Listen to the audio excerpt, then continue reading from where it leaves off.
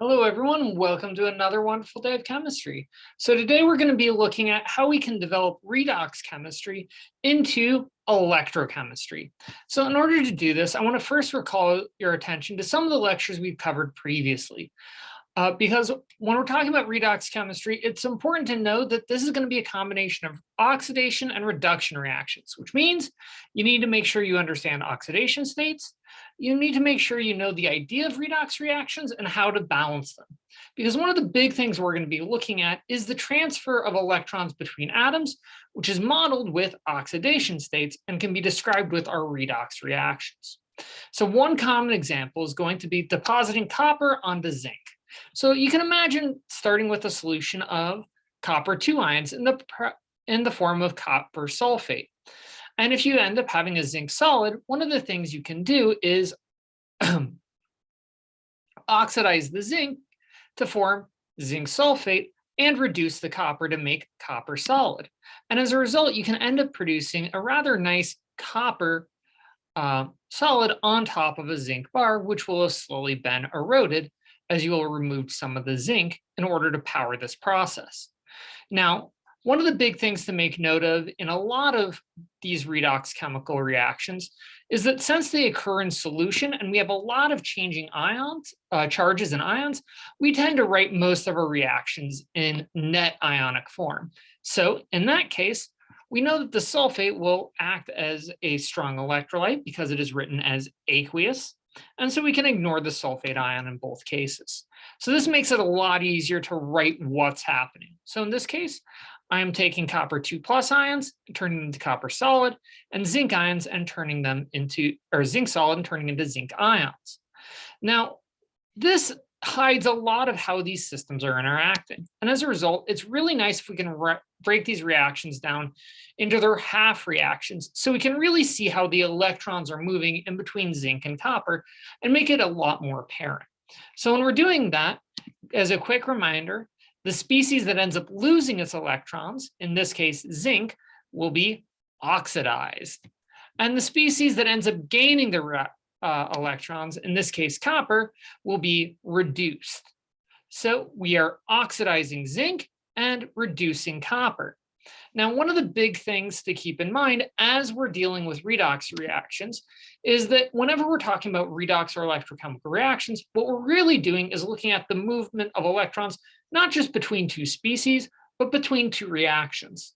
One reaction will generate electrons, so this will be our oxidation reaction, and the other one's going to be consuming. And we're going to be trying to move electrons from one place to another.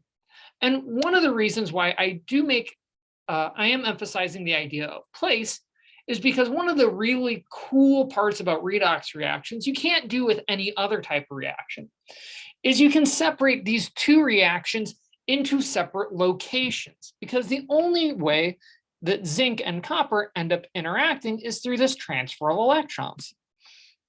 So what you can do is generate a cell where the zinc can go ahead and form zinc ions and the copper can then form a solid. However, we need to be able to transfer electrons between these two different cells. And so we're going to do that by connecting them with a wire, which allows electrons to move from one location to another.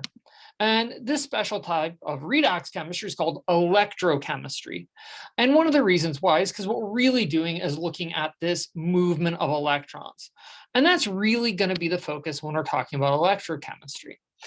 So what we can do is by measuring how much energy these electrons have, we can determine how favorable the reaction is.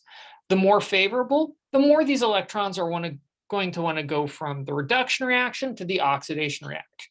The oxidation reaction to the reduction reaction, because there's something pulling them along. There's a favorable process.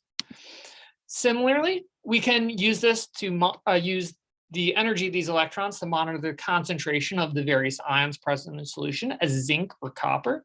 And we'll be looking at this much later in the chapter. And finally, we can use these electrons by giving these electrons more energy.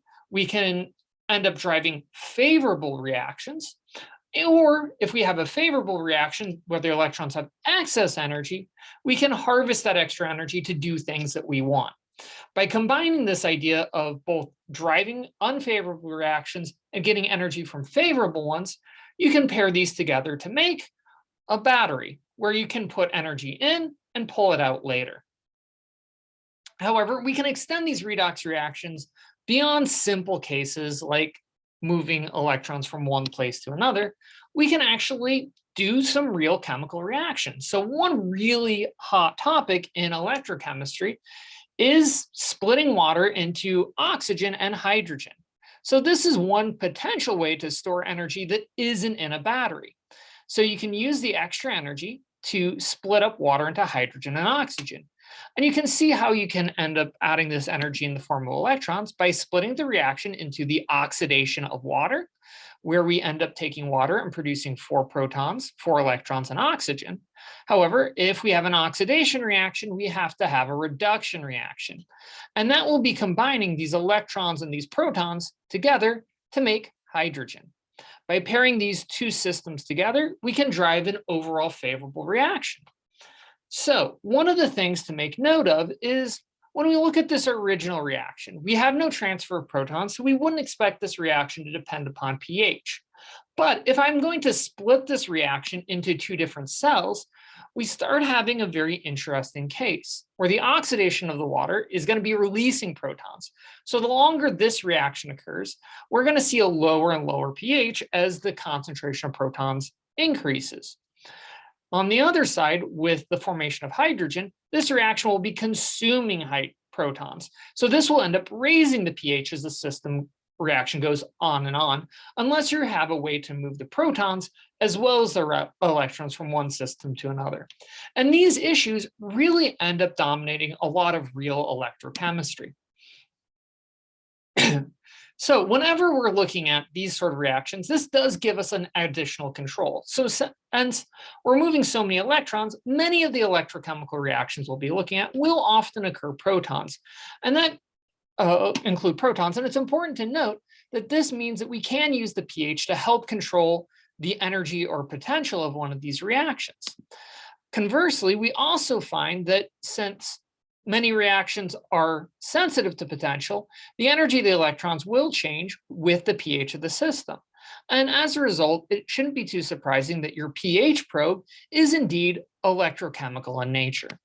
And so this gives us another control on many redox reactions. We can control various concentrations, and one of the most notable ones that really links to what we've been covering is the pH of the system. However, next time we're going to go ahead and start our electrochemical unit in Honest by looking at how you can build an electrochemical cell. Until then, take care.